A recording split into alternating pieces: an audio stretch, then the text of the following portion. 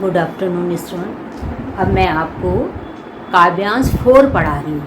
ठीक है, first second third पढ़ा चुकी हूँ, काव्यांश 4th पढ़ा रही हूँ, कैदी और कोकिला का। इस काव्यांश में बच्चे काली विशेषण का बहुत सुंदर प्रयोग किया गया है, साथ ही अनुप्रास और रूपक अलंकार का बहुत बढ़िया वर्णन किया गया है। जहाँ जहाँ पर मैं आपको अलंकार बताऊंगी आप उसको अंडरलाइन कर दीजिए, और पेपर के लिए आसानी रहेगी कि जब भी आपको अलंकार, जब भी आप चैप्टर पढ़ रहे हों तो अलंकार भी आपको सामने ही दिखाई पड़ जाएंगे। अब देखिए बच्चे, काली तू रजनी भी काली, शासन की करनी भी काली। काली तू, कवि कोयल से कह रहा है, हे कोयल तू काले रंग की है, रजनी भी काली, रात्रि भी क्या है, काली है, शासन की करनी भी काली, और अंग्रेज शासन की जो करनी है वो भी अन्यायपूर्ण है। हम भारतीयों के लिए अंग्रेजों की करनी और कथनी में बहुत अंतर है, वो हमारे साथ अन्यायपूर्ण व्यवहार करते हैं।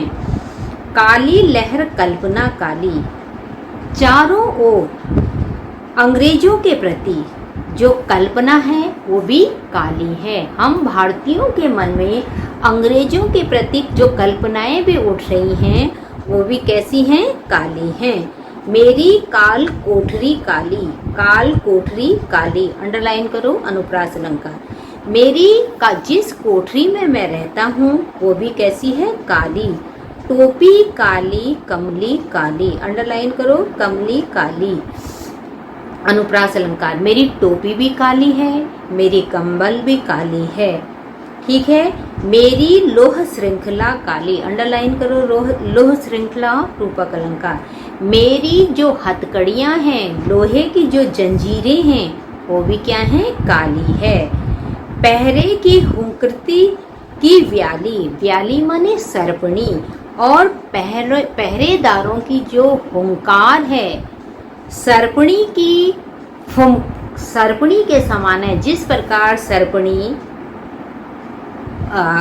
हुंकारती है उसी प्रकार अंग्रेज हमारे कड़ा व्यवहार हमारे साथ करते हैं।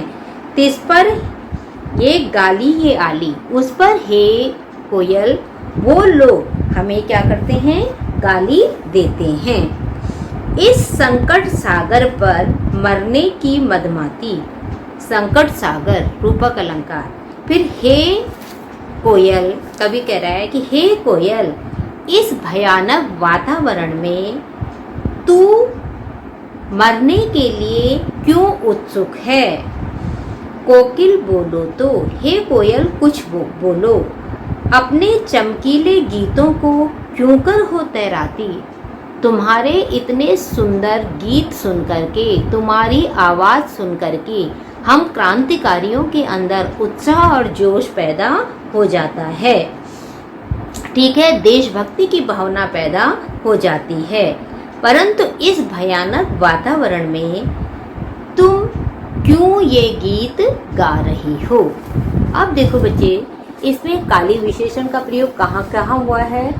एक काली, काला रंग, कोयल, रात, कंबल, जंजीर, टोपी, ये सारी क्या है, काली।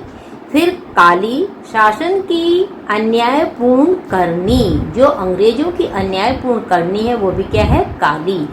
और काली भयानक, काली लहर, काली कल्पना, ये सब क्या है, क्या है, ये विशेषण हैं। ये सब क्या है, काली के विशेषण हैं। अब देखिए बेटे, जैसे आएगा कि संकट सागर में कौन सा अलंकार है, तो आप क्या बोलेंगे, संकट सागर में रूपक अलंकार है।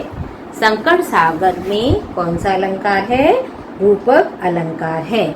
फिर उसके बाद कोयल के गीत स्वाधीनता सेनानियों में क्या पैदा कर रहे हैं, क्या उत्पन्न कर रहे हैं, तो आप क्या आंसर लिखेंगे, कोयल के गीत स्वाधीनता सेनानियों में देश प्रेम की भावना पैदा कर रहे हैं। क्या कर रहे हैं, देश प्रेम की भावना पैदा कर रहे हैं।